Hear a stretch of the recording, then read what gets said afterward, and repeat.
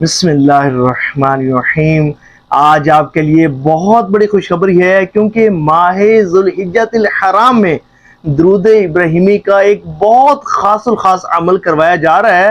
اور اس عمل کی سب سے بڑی بات یہ ہے، سب سے خاص بات یہ ہے کہ جو بھی اس عمل کو کرے گا تو اللہ کی رحمت سے، مصطفیٰ جان رحمت صلی اللہ علیہ وآلہ وسلم کے صدقے درود ابراہیمی کا عامل بن جائے گا۔ درود ابراہیمی کا خاص فیض اس پر جاری ہو جائے گا، اور ظاہر ہے کہ یہ درود پاک وہ مبارک، وہ مقدس درود پاک ہے کہ جو خود صاحب درود یعنی کہ سرکار دو عالم صلی اللہ علیہ وآلہ وسلم سے منقول ہے، منصوص ہے، ثابت ہے۔ حضور نبی پاک علیہ السلام نے نہ صرف خود اس درود پاک کو پڑھا، بلکہ اپنے صحابہ کرام علیہم رضوان کو پڑھنے کا حکم ارشاد فرمایا، اپنی امت کو پڑھنے کا حکم ارشاد فرمایا۔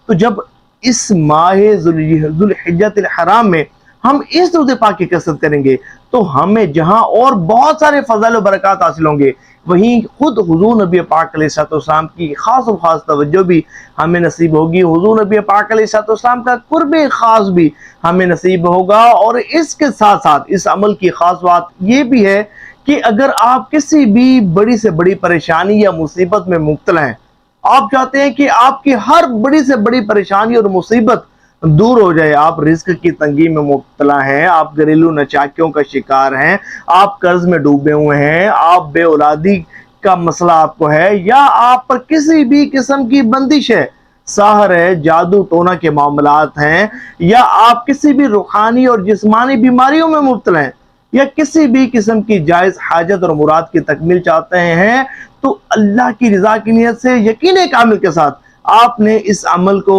کرنا ہے۔ اللہ نے چاہا اتنا فائدہ ہوگا کہ آپ اس کا تصور بھی نہیں کر سکتے۔ یاد رہے کہ اس ویڈیو کو مکمل نہ دیکھنا یا سکپ کر کے دیکھنا بہت بڑی محرومی ثابت ہو سکتا ہے، اور اس عمل کی اجازت بھی صرف میں ان کو دوں گا کہ جو اس ویڈیو کو مکمل دیکھیں گے اور لائک کمنٹ کے ساتھ ساتھ اس ویڈیو کو ثواب کی نیت سے شیئر کریں گے۔ دیکھیں، میں یہ چاہتا ہوں کہ یہ عمل ظاہر ہے کہ روز تو نہیں کروایا جاتا، سال میں ایک مرتبہ ہی کروایا جا رہا ہے۔ میں یہ چاہتا ہوں کہ حضور نبی پاک علیہ السلام کے زیادہ سے زیادہ امتی اس عمل کو کریں، اس عمل میں ہمارے ساتھ شریک ہوں۔ جب آپ زیادہ سے زیادہ شیئر کریں گے تو عاشقان رسول کی ایک بڑی تعداد ہمارے ساتھ اس عمل کو کرے گی۔ اور اس عمل کو ماہ ذوالحجۃ الحرام میں کروانے کی ایک سب سے بڑی وجہ یہ ہے کہ یہ مہینہ بڑی حرمت والا ہے، بڑی عزت والا ہے۔ اللہ تبارک و تعالیٰ کو یہ مہینہ بہت زیادہ پسند ہے۔ مصطفیٰ جان رحمت صلی اللہ علیہ وآلہ وسلم نے ارشاد فرمایا کہ بے شک تمام مہینوں کا سردار رمضان شریف ہے، لیکن اللہ تبارک و تعالیٰ کے نزدیک اس مہینے کی حرمت، عزت، فضیلت بہت زیادہ ہے۔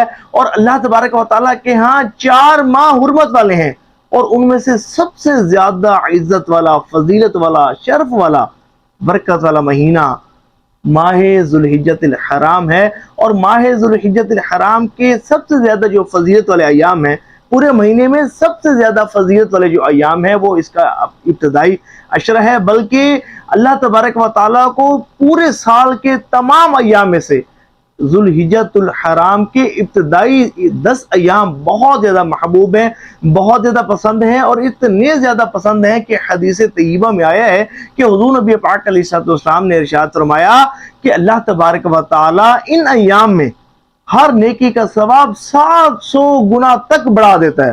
اور پھر فرمایا کہ جو ان ایام میں ایک روزہ رکھتا ہے تو اللہ تبارک و تعالیٰ اسے 1 سال کے روزوں کا ثواب عطا فرماتا ہے۔ اور پھر فرمایا کہ جو ان ایام کی راتوں میں عبادت کرتا ہے، قیام کرتا ہے، تو اللہ تبارک و تعالیٰ اسے شب قدر میں قیام کرنے کا ثواب عطا فرماتا ہے۔ گویا کہ وہ شب قدر میں قیام کر رہا ہے۔ تو یہ سمجھے کہ وہ ایام ہیں کہ جو نیکیوں کے حریصوں کے لیے خاص ایام ہیں، عبادت کے خصوصی ایام ہیں۔ اور پھر حضور نبی پاک علیہ السلام نے ارشاد فرمایا کہ ان ایام میں، کیونکہ یہ ایام اللہ تبارک و تعالیٰ کو بہت زیادہ محبوب ہیں، بہت زیادہ پسند ہیں، ان ایام میں کثرت سے لا الہ الا اللہ پڑھو، اللہ تبارک و تعالیٰ کی زیادہ سے زیادہ حمد و ثنا بیان کرو، تکبیریں پڑھو۔ اور پھر فرمایا کہ اللہ تبارک و تعالیٰ کو ان ایام سے بڑھ کر کوئی ایام محبوب نہیں۔ اللہ تبارک و تعالیٰ کو یہ ایام تمام ایام سے بڑھ کر محبوب ہیں، پسند ہیں، پسندیدہ ہیں۔ ان ایام میں سبحان اللہ والحمد للہ ولا الہ الا اللہ واللہ اکبر کثرت کے ساتھ پڑھو۔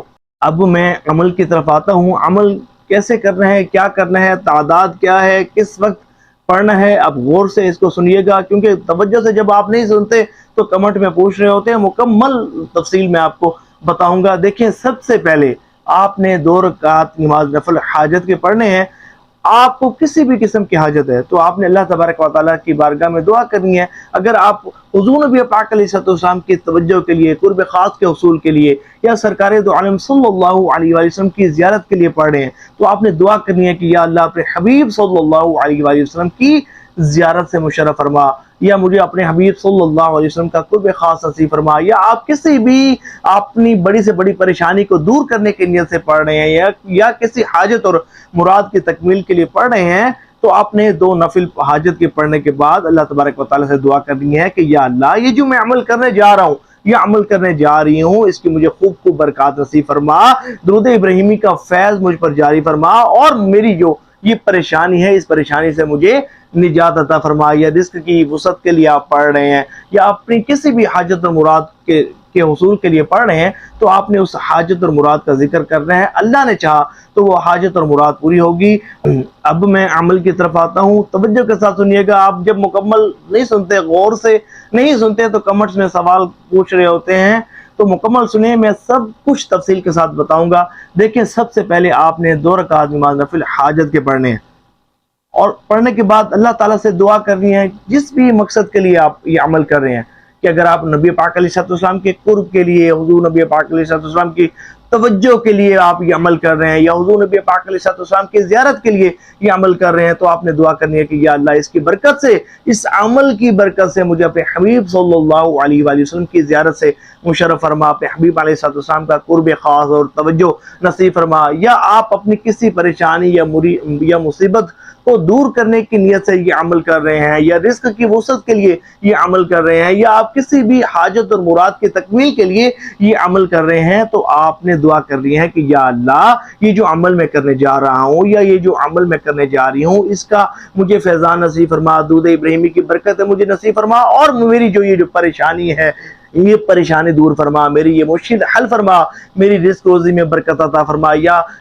اگر آپ کسی اور حاجت کی تکمیل کے لیے پڑھ رہے ہیں تو اس حاجت کا آپ نے ذکر کرنا ہے، اللہ تبارک و تعالیٰ کی بارگاہ میں دعا کرنی ہے۔ اب عمل یوں ہے کہ ظاہر ہے کہ یہ حج کے ایام ہے، تو عمل میں ہم پڑھیں گے سب سے پہلے لبیک اللہم لبیک، پھر اس کے بعد ظاہر ہے کہ حضور نبی پاک علیہ السلام نے ارشاد فرمایا کہ یہ ایام وہ ایام ہیں کہ جو اللہ تبارک و تعالیٰ کو تمام ایام سے بڑھ کر محبوب ہیں۔ ان ایام میں اللہ تبارک و تعالیٰ کا کثرت سے ذکر کرو، لا الہ الا اللہ کثرت سے پڑھو، اللہ تعالیٰ کی حمد و ثنا زیادہ سے زیادہ بیان کرو، اور ان ایام میں سبحان اللہ والحمد للہ ولا الہ الا اللہ واللہ اکبر کثرت سے پڑھو۔ تو ہم لبیک اللہم لبیک پڑھنے کے بعد یہ مبارک کلمات کی جو اللہ تبارک و تعالیٰ کو بہت زیادہ پسند ہے، سبحان اللہ والحمد للہ ولا الہ الا اللہ واللہ اکبر، یہ پڑھیں گے۔ پھر ان کو پڑھنے کے بعد درود ابراہیمی پڑھیں گے۔